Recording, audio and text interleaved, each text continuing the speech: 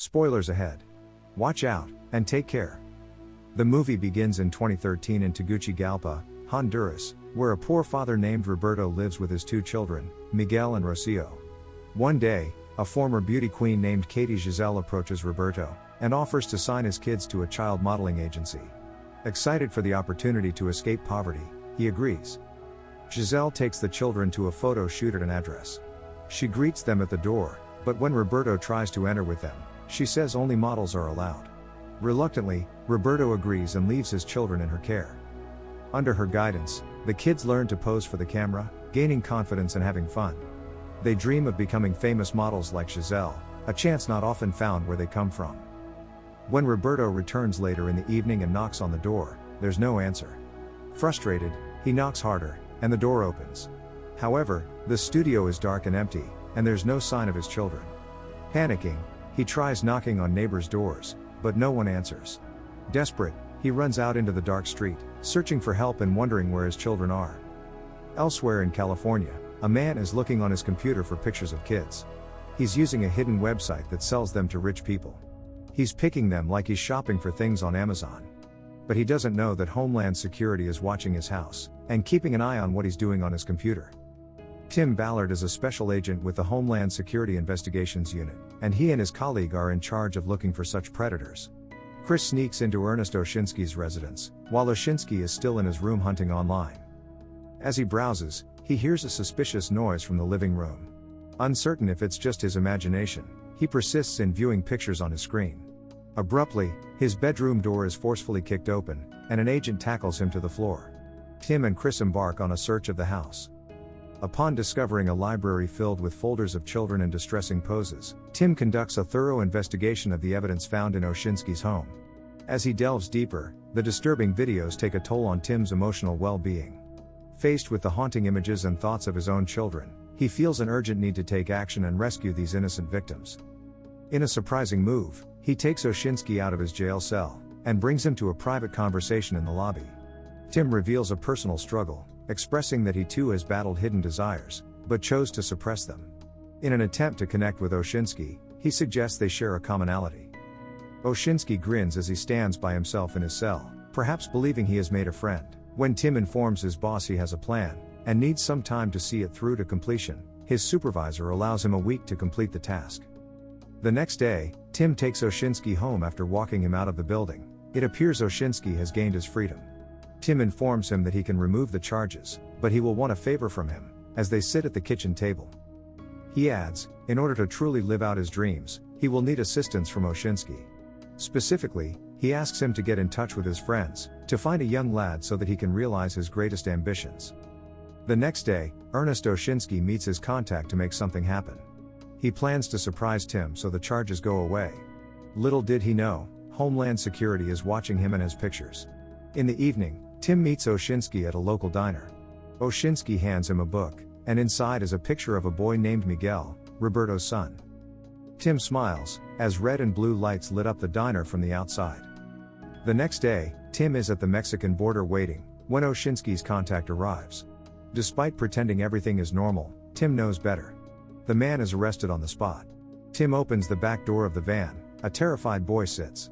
Assuring him everything will be okay, Tim takes the boy for a burger, to get to know him better. When Tim shares his name, Timoto, in Spanish, the boy is surprised. His sister had given him a pendant with the name Timoto, representing the savior of children. Tim asks about the boy's sister, and he explains they had been locked in a shipping container months ago, and shipped to the port of Carta by boat. Now, he has no idea where she is. After arranging a flight for the boy's father to reunite with his son, Tim witnesses the heartfelt reunion at the airport. The boy, spotting his father in the crowd, runs into his arms, expressing gratitude to Tim, his savior. Before leaving, the boy gives Tim his pendant, and hugs him tightly. However, the boy's sister Rocio remains far away, facing unimaginable circumstances. The next day, Tim meets his boss, explaining he has to do more. Learning that the boy he saved has a missing sister intensified his resolve. Although reluctant, Tim's tearful plea convinces his boss to let him go. He bids farewell to his wife and boards a plane, heading south of the border to meet a fellow officer, who might assist in finding Rocio. His contact introduces him to Vampiro, a former cartel member with knowledge of trafficking. Tim shares his plan to save 50 children, explaining that a wealthy individual, posing as a benefactor, is ready to fund the operation. They will pretend to be millionaires hosting a lavish party, ready to spend generously to rescue the children from peril. Vampiro reaches out to an acquaintance, El Calacas, who can source children for their operation. He misleads El Calacas, claiming that a group of American tourists want to indulge in parties and spend heavily for pleasure. El Calacas, enticed by the promise of a significant payday, unknowingly sets them up for surveillance, unknowingly leading them straight to his contacts, including Giselle, the woman responsible for tricking Roberto and kidnapping his children, along with others. As Tim's boss grows frustrated with the slow progress, he can't provide cover any longer. He declares it is over, and urges Tim to return home. At night, Tim seeks advice from his wife, unsure of what to do. She suggests quitting his job to stay home and save the children. The next day, he calls his boss and resigns. The wealthy benefactor, Paul, who funded the operation, isn't pleased with Tim leaving the government. Paul enjoys playing police through Tim's connection with Homeland Security. Tim pleads with Paul to understand the bigger picture, emphasizing the suffering of many children. He begs for Paul's help, stressing that making a difference is possible, and reminds that issues like these could hit close to home unexpectedly, but Paul, having lost interest, refuses to help any longer. Later, Paul has a change of heart, and visits Tim's hotel room, expressing his willingness to help. He meets with Vampiro, Tim's contact south of the border. Together, they devise a plan. Paul will purchase an island as a front for hosting a grand party. This island gathering serves as their cover, strategically bringing a large number of children and traffickers together in one place.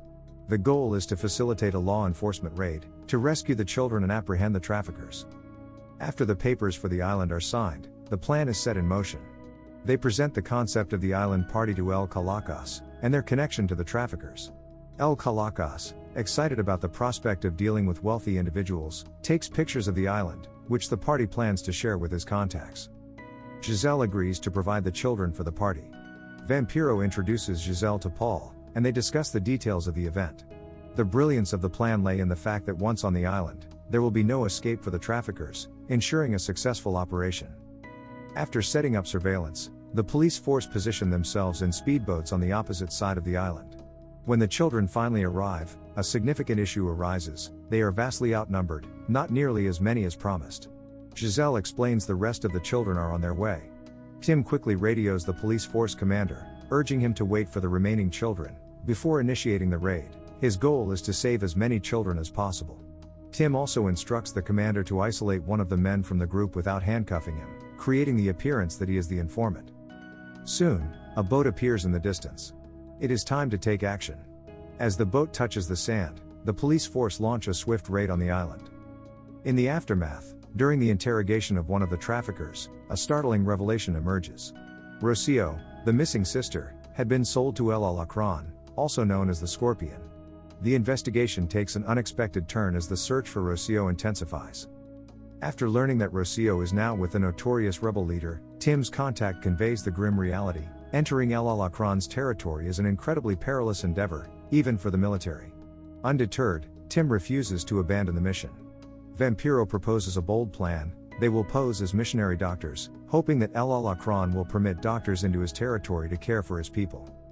Tim and Vampiro drive to the Noino province, assuming the roles of doctors.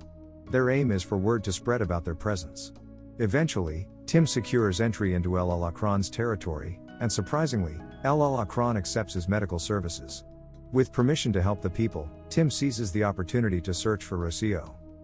In the heart of the territory, he finds Rocio amidst a group of people processing drugs. Though Tim assures her of his friendly intentions, she remains distrustful, and rightly so. Under the cover of darkness, Tim locates her in El Alacrán's hut. He reveals his plan to rescue her and take her home. However, their conversation is cut short when El Alacrán returns. Tim quickly conceals himself, taking advantage of the Scorpion's momentary distraction. A confrontation ensues, and in the midst of the struggle, Tim manages to overpower and kill El Alacrán. Seizing the opportunity, he flees the village with Rocio.